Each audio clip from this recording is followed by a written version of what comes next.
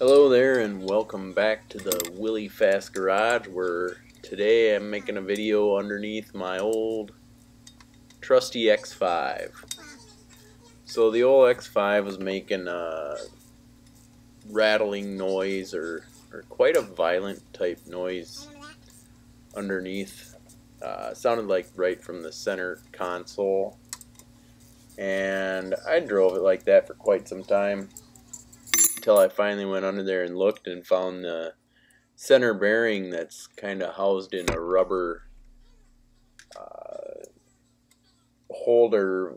The rubber's ripped and the bearing is just flopping around, so under acceleration the drive shaft is bouncing up and down, making a whole bunch of noise. So this is a 2001 BMW X5 with the 3-liter in it, and got 230 some thousand miles on it.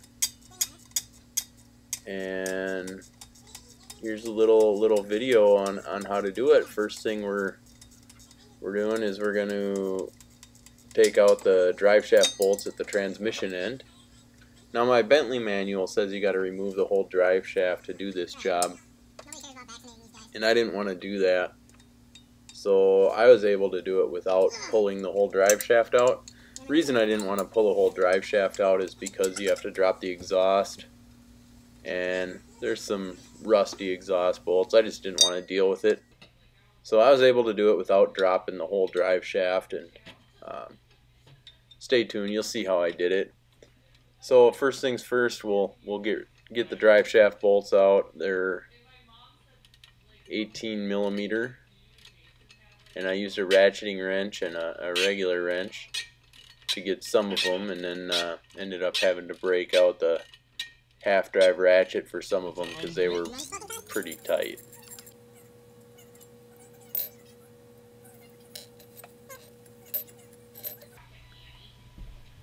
So after getting half the bolts out, I put the truck in neutral and spun the drive shaft around a little bit so I could get to the other 3 bolts.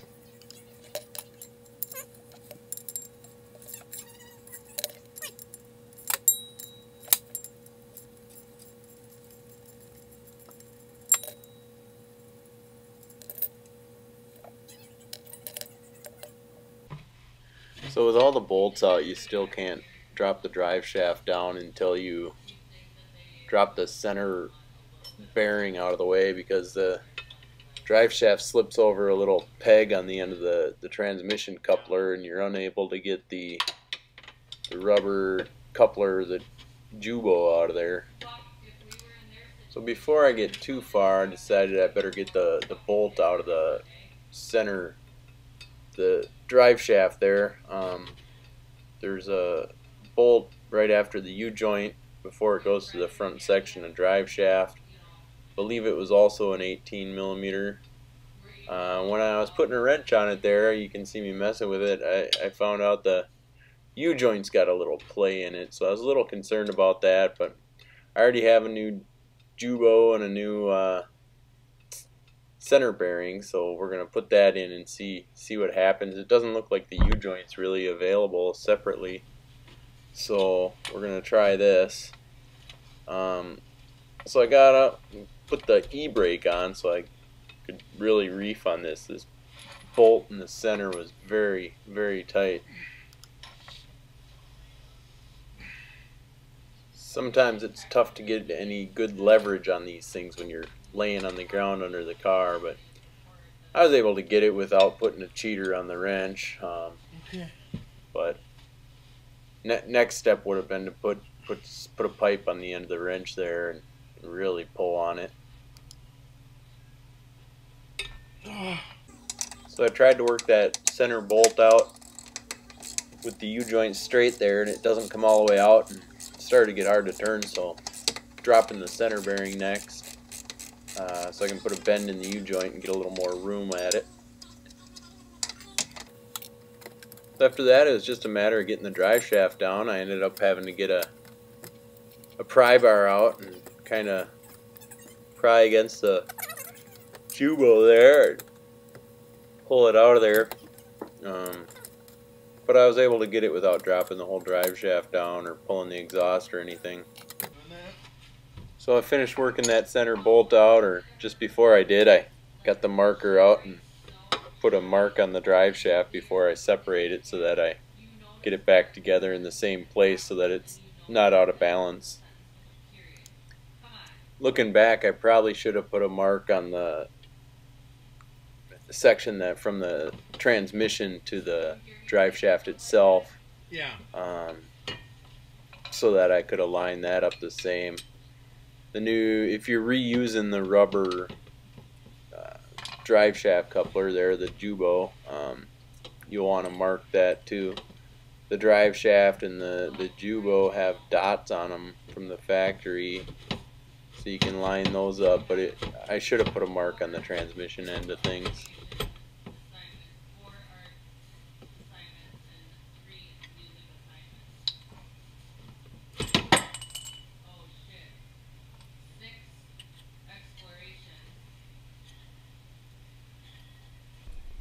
So here it is, drive shaft bearings out, and you can see here that it's bad. There's our Jubo, which has some cracking in it. I mean, it was probably still working okay, but I should probably replace it. It's pretty old.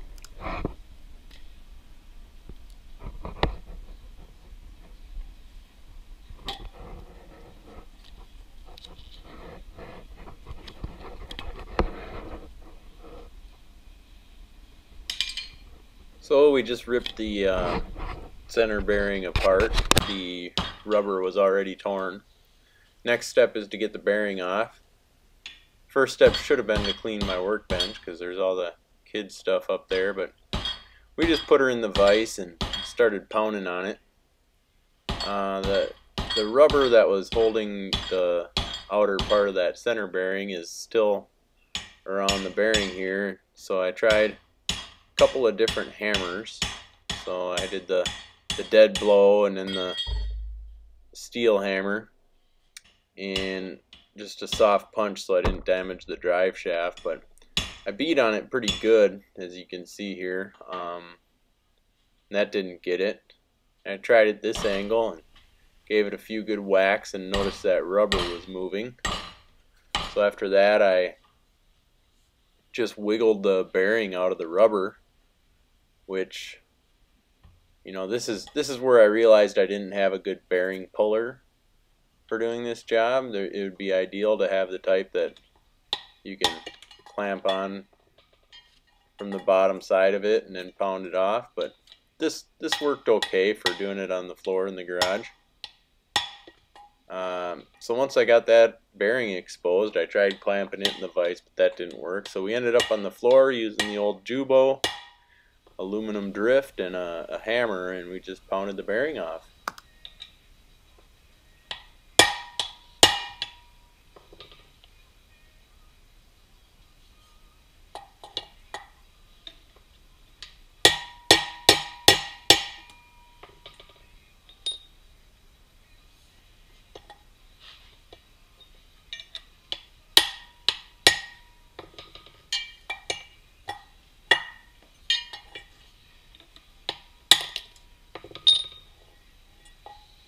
She goes.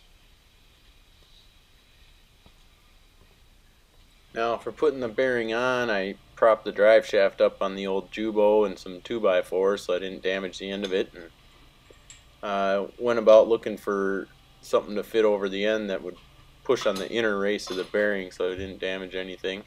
Turns out I had a Park Tool steering bearing for motorcycle, steering bearing driver, and it fit perfectly, so I used that.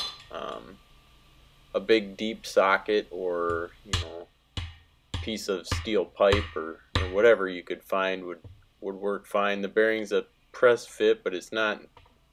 I mean, I've worked with much tighter press fit bearings before, so I didn't use any heat or freezer action to get this one on. I just pounded it on there with the driver that I had there.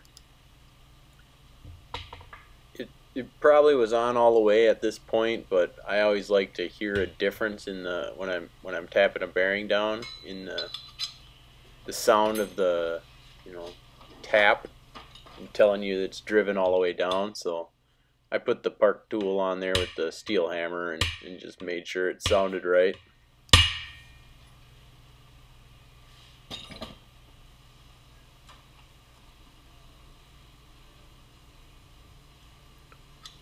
After that, she's ready to go back together. I put some lube on the splines for the drive shaft there. It's not a sliding piece because that bolt is super tight, but in case I ever have to take it apart again, I put some lube on there. Otherwise, basically just put it back together, reverse the removal process, paying attention to the line that I drew on the drive shaft, getting that lined up, and getting the dot on the new Jubo lined up with the dot on the drive shaft, and seemed to go together just fine. This was a one-night job in the garage here.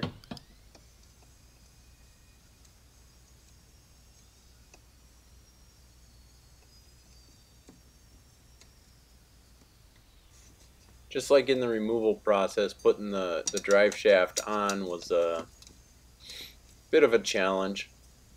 With the new Jubo, I ended up using a pry bar. Like I said, the book wants you to take this drive shaft down to get it out, but I was able to get it. There's enough flex in things to, probably in that CV joint at the very back, to get it where it needs to be. Just kind of messing with it and using a pry bar.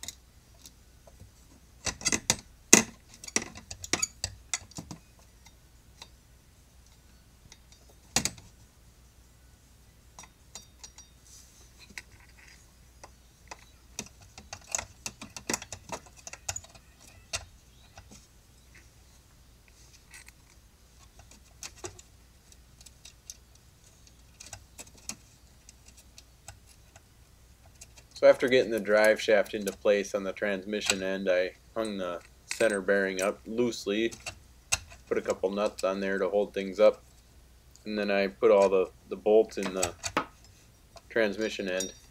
The Jubo has little arrows on it pointing forward and backward.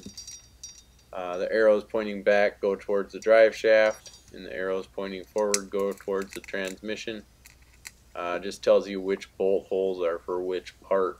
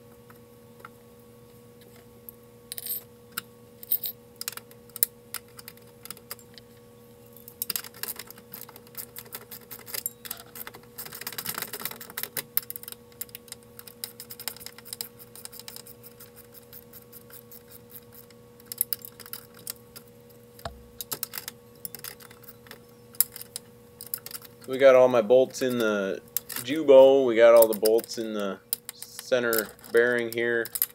Tightened everything down. And I got out, set the parking brake so that I could tighten that center bolt. So that's what I'm doing here. Then we got the job all finished up. Turns out this fixed the bad noise that the vehicle had. Still a little bit of vibration that I think is that bad U-joint, but you can see me checking it again there. But all in all, it's a way smoother ride. Thanks for watching, guys.